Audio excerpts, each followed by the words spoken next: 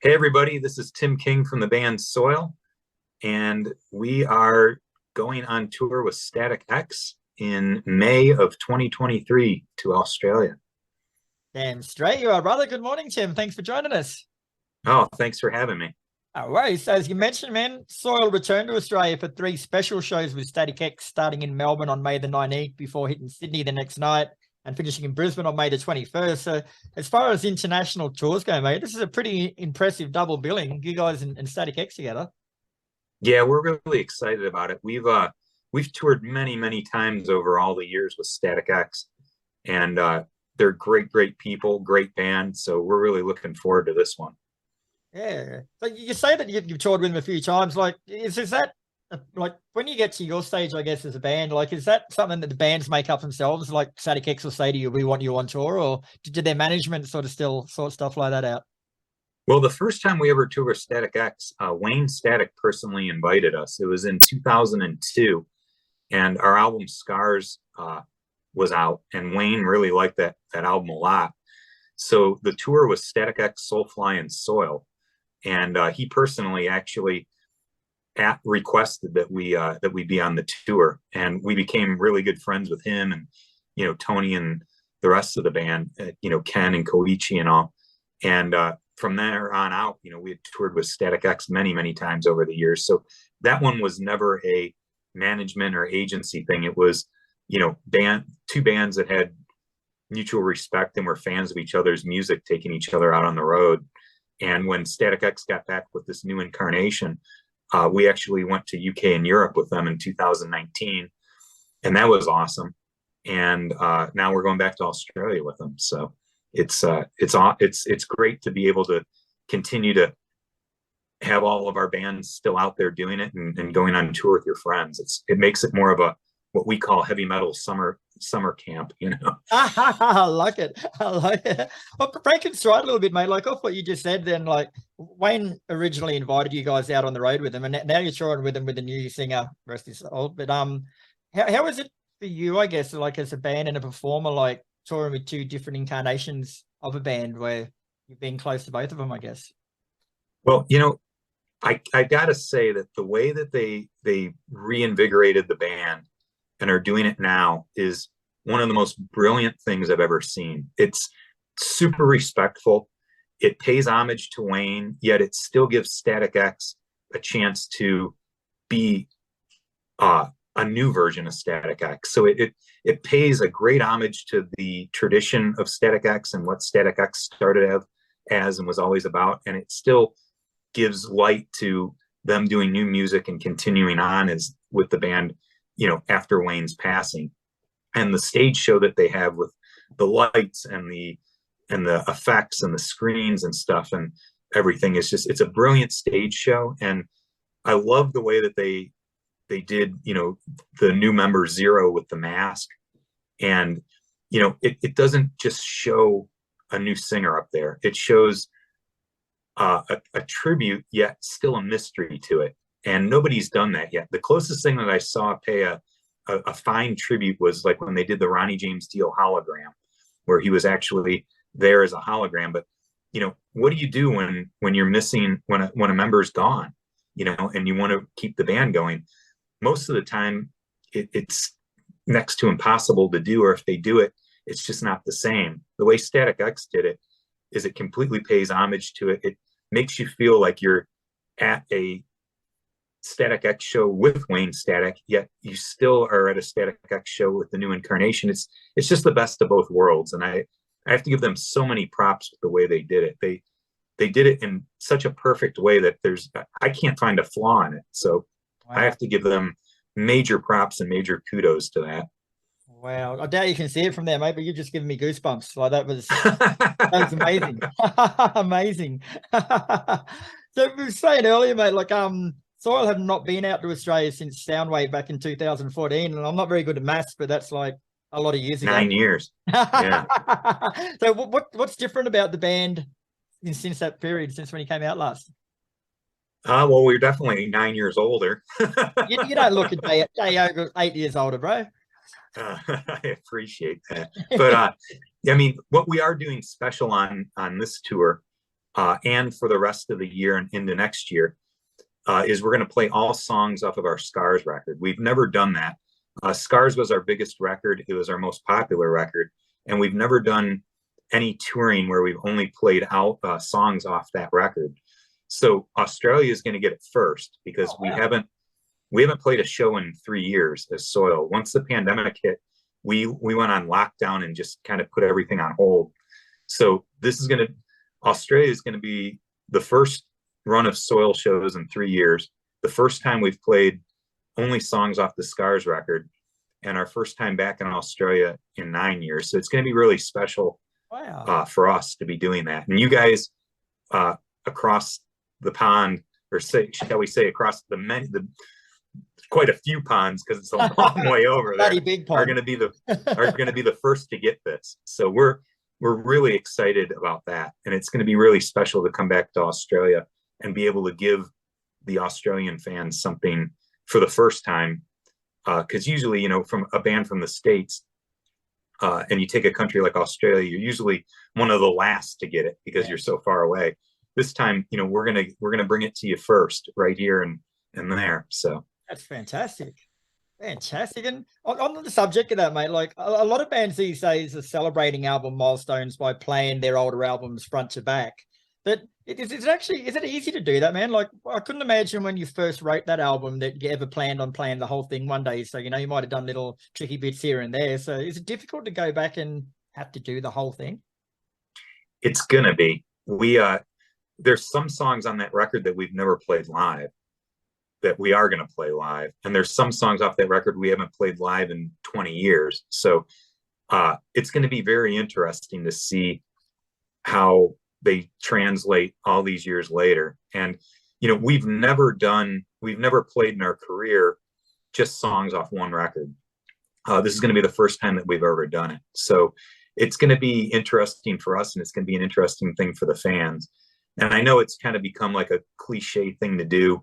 A lot of bands, going on tour for, just one album and playing it front to back and this and that. We're going to do something a little different.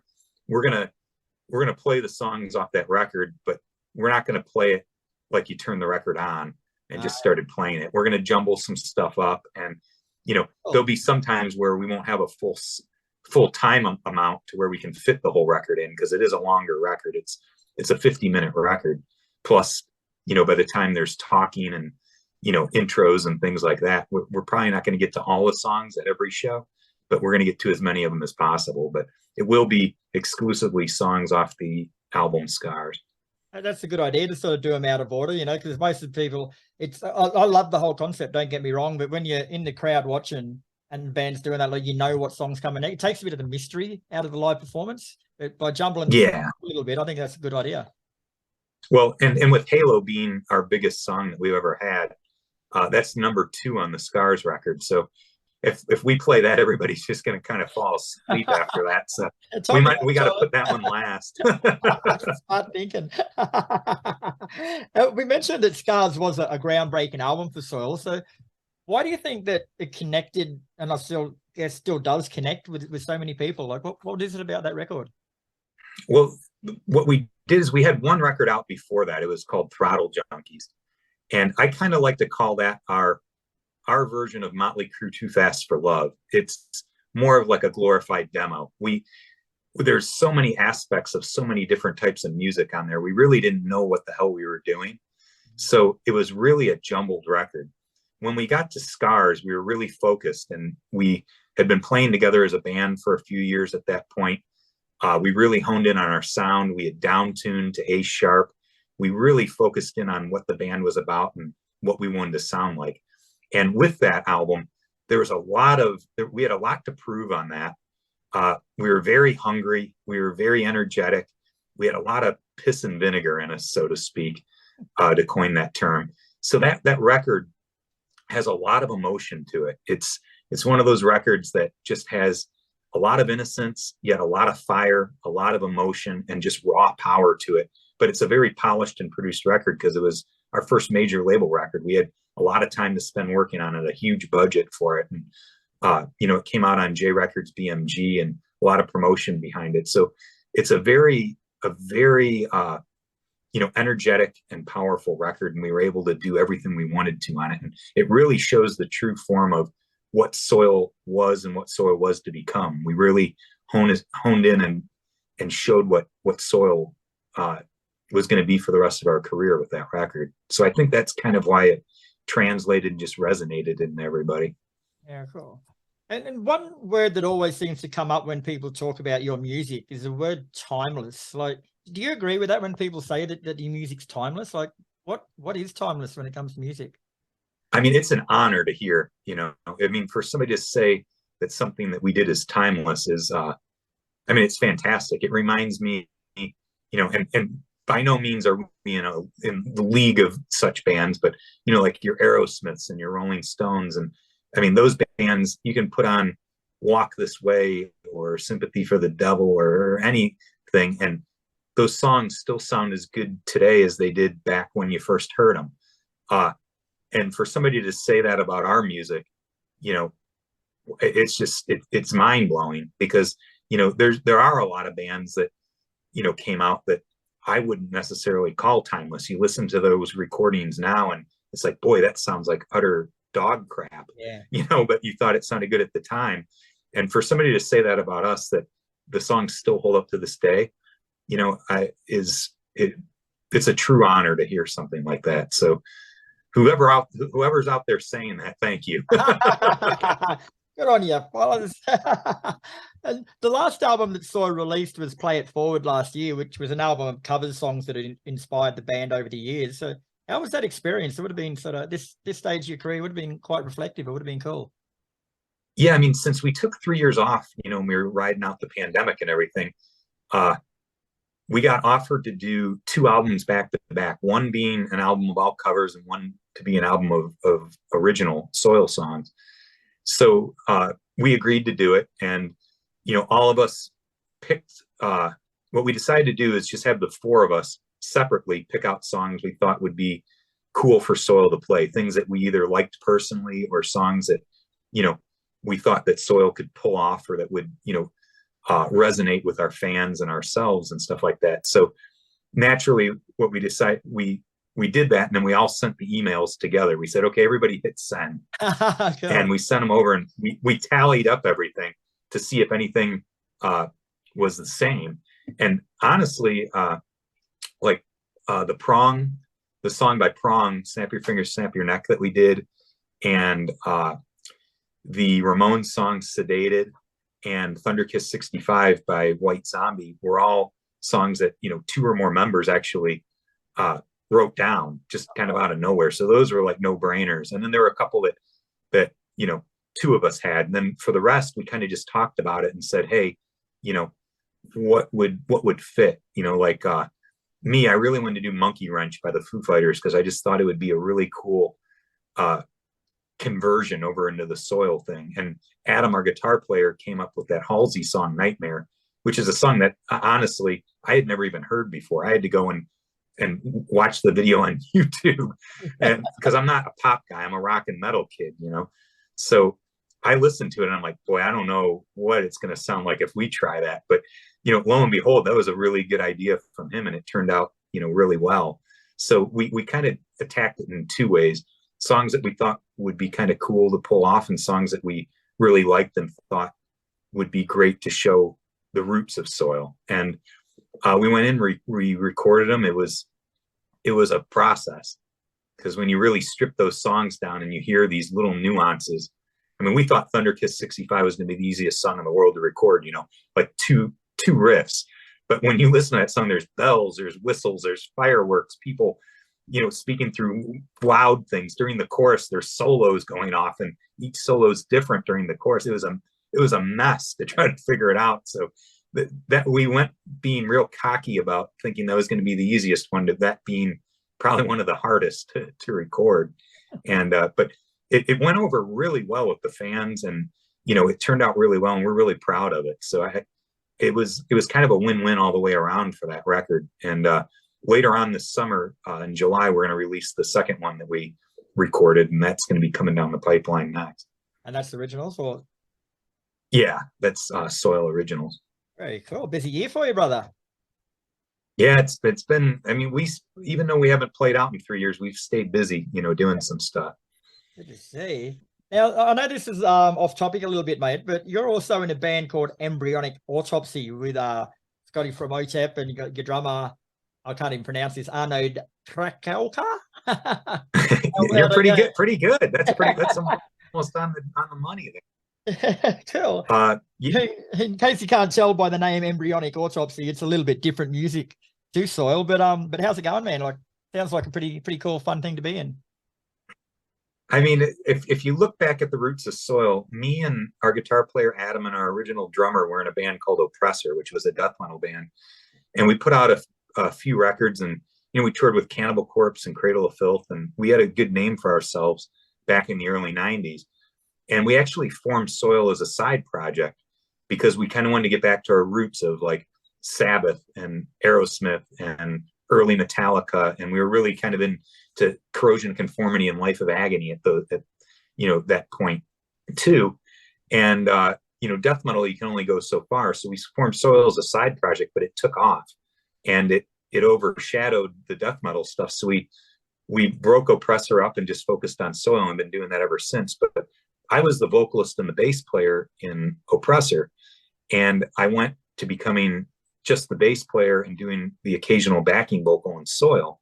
So I went from being the front man to being the guy on the side, playing bass, which was kind of hard to get used to at first. But, naturally, I found my niche into, just honing in on the bass and doing some backing vocals and stuff. But a buddy of mine, Scott, said, listen, I've got all these original death metal songs that I've been writing with this drummer out of the Ukraine.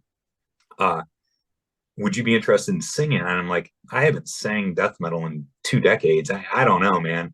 He's like, well, let's just try it out. And I tried it out, and it worked.